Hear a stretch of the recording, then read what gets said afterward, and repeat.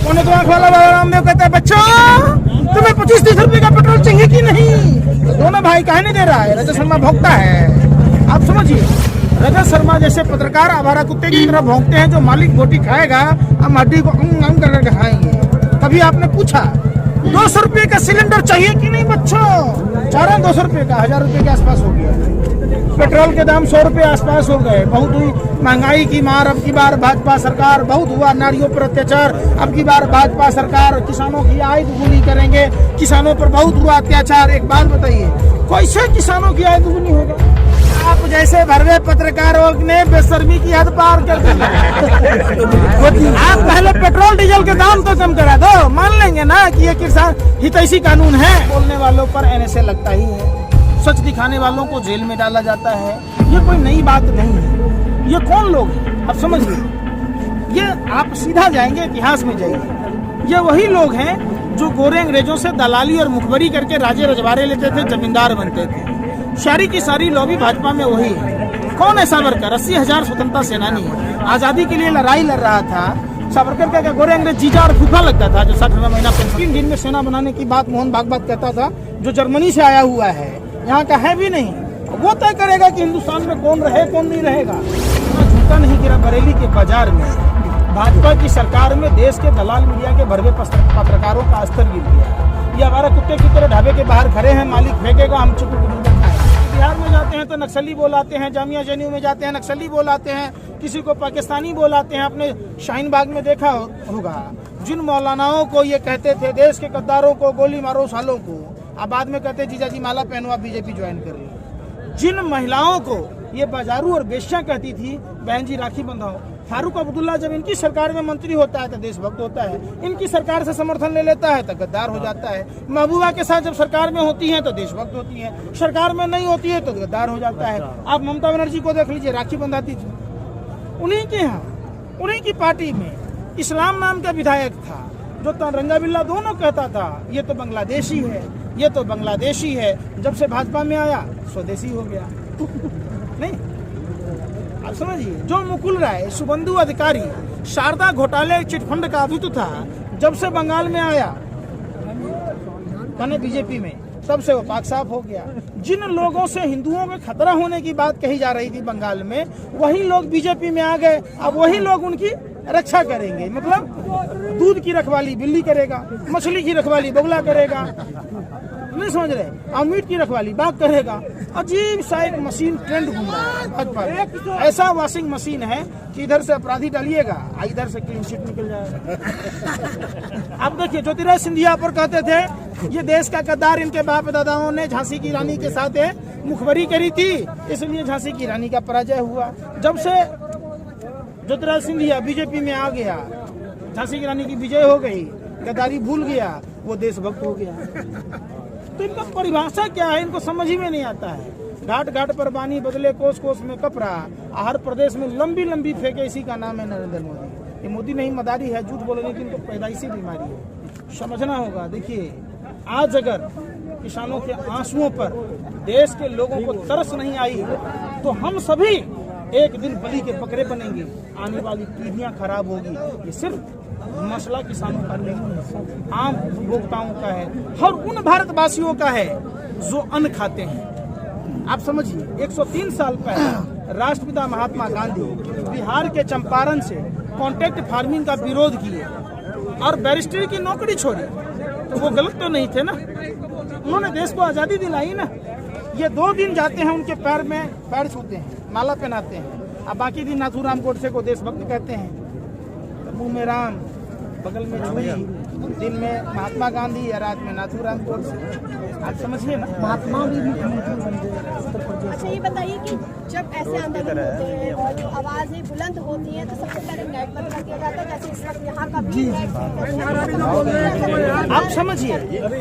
आप समझिए देश में जितने भी आंदोलन, आप जामिया में हुआ, नेट बंद कर दिए गए, लाइटें काट दी गई, और जब जामिया का शांतिपूर्ण प्रोटेस्ट चल रहा था कपिल गुजर ने फायरिंग की, कार्रवाई भी नहीं।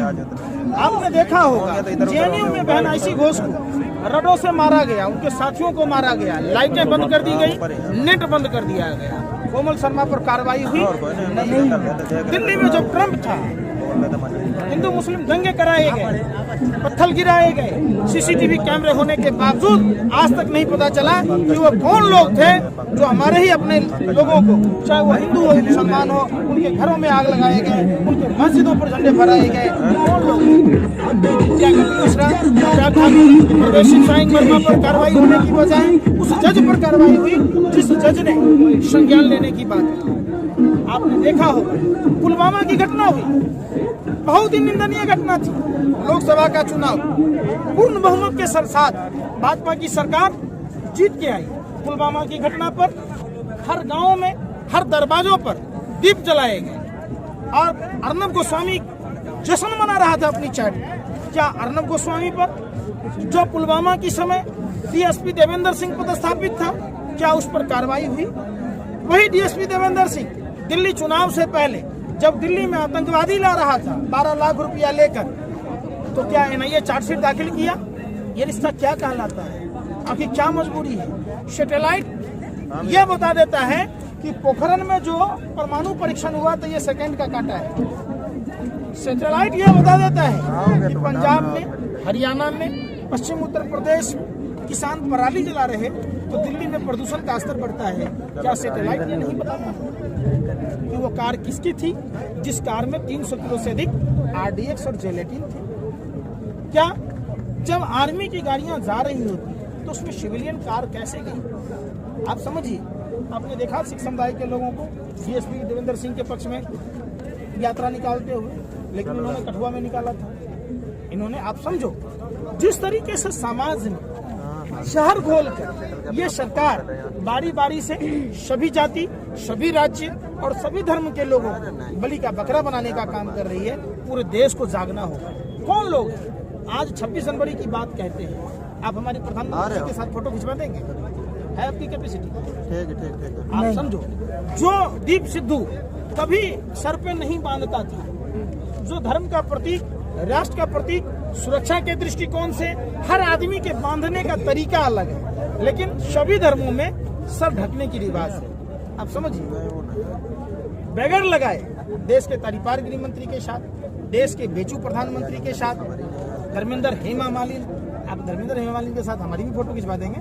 आप तो पत्रकार हैं, हो सकता है कि आपके लिंक हो सनी देओल के साथ। और सनी देओल ने स्वीकार किया था कि हमारे छोटे भाई जैसा है, मतलब जो अच्छा किया तो हमने किया, बुरा किया तो पता नहीं किसने, विपक्षियों ने कर दिया।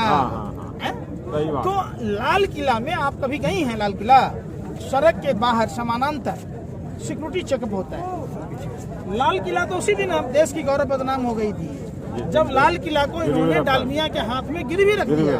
आप समझिए, लाल किला में मुगल बादशाह का बनाया हुआ है, तो नरेंद्र मोदी जी का बनाया हुआ शौचालय नहीं ना है। 4 आदमी जाएगा, जाम हो जाएगा।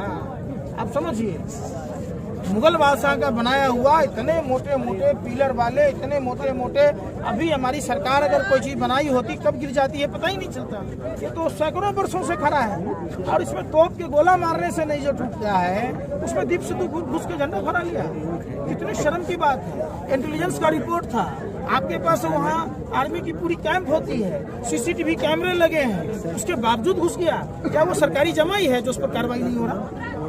तो किसानों को बदनाम करने के लिए अभी पकड़ा षड्यंत्र, लगातार ऐसी खबरें आ रही है कि इसमें जो किसान है वो 100% किसान है ही नहीं, वो तो देशद्रोही है। तो ऐसी सुन तो लीजिए ना, देशद्रोही सुनिए, किसान नहीं। आप समझिए कौन बोल रहा है जो देशद्रोही था?